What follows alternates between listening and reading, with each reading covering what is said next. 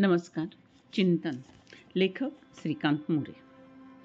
जीवनामध्ये वाटचाल करत असताना जन्मापासून ते पुढे क्षण, मिनिट, तास, दिवस, रात्र अत्यंत वेगाने पळत असतात.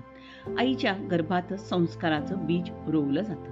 माहीत नाही नेमके हे संस्कार कसे होतात. आईच्या विचारातून होतात, 9 महिन्याच्या कालावधीत आईच्या अनुभवातून होतात. नेमके हे संस्कार कसे आणि कधी होतात माहीत नाही. महाभारतात अभिमन्यूवर झालेले संस्कार श्रीकृष्णाने सांगितलेल्या कथेतून अभिमन्यूवर झालेले होते हे आपल्या सर्व श्रुत आहेच. जन्मानंतर आपण जेव्हा अध्यात्माचा अभ्यास करतो तेव्हा कर्म तैसे फळ, शुद्ध बीजापोटी फळे रसाळ गोमटी, प्रारब्ध पूर्वसंचिताचे फळ, अशा अनेक संकल्पना तत्वज्ञान अध्यात्मातून पुढे येतात. काहीही असले तरी बाळाचा माणूस होताना तो आई, वडील, कुटुंब यातून शाळा, महाविद्यालय, समाज आणि मग निवडलेले कर्म, व्यवसाय या प्रवासात प्रत्येक क्षण अनुभव देत असतो. माणसाला शहाणे करून सोडत असतो. बंधनात माणूस अडकतो. नाती जन्मतःच निर्माण झालेली असतात. ती पुढे प्रवासात अखंड वाढत असतात. या नात्यांमधूनच आपलं अस्तित्व आपल्याला जपावं लागतं. नात्यामधूनच भावनांचा सागर निर्माण झालेला असतो. या सागराच्या लाटा सतत, अविरत, अखंड, अनंत मनाच्या डोहामध्ये कार्यरत असतात.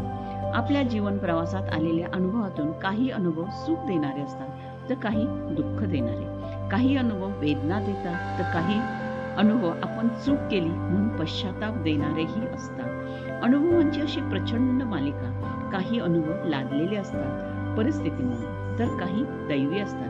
काही अनुभव 2 व्यक्तींच्या परस्पर संबंधातून भावनांच्या देवाणघेवाणीतून येतात. शेवटी माणूस म्हटला की मानसशास्त्रानुसार ती व्यक्ती बाहेरून कोणालाही 100% ओळखता येत नाही.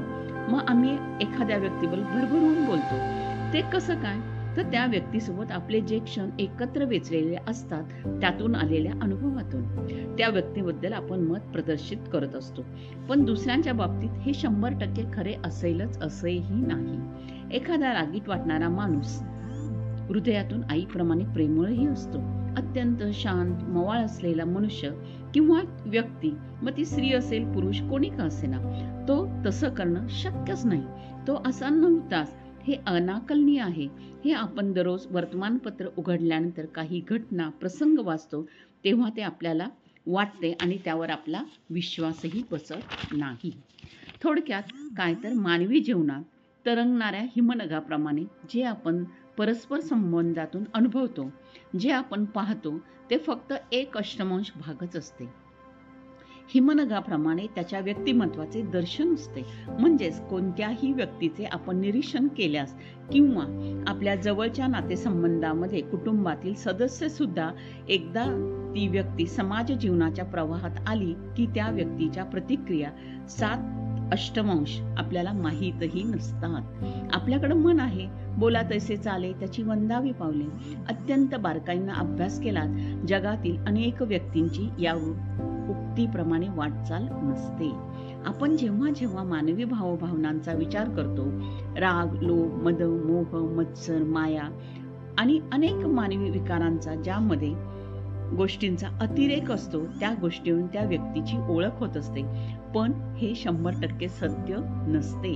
कारण माणूस सातत्याने चिंतनातून स्वतःला निर्विकार ठेवण्याचा प्रयत्न करत असतो आणि तो केला पाहिजे.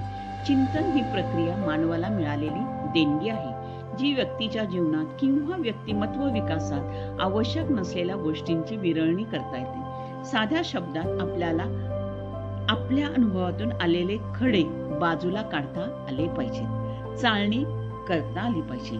यासाठी चिंतन प्रक्रिया ही अत्यंत महत्त्वाचे साधन आहे की जी आपल्या जीवन प्रवासात ठरवलेले ध्येय साध्य करण्यासाठी उपयोगी पडते. मनाची एकाग्रता, निग्रह राखण्यासाठी उपयोगी पडते.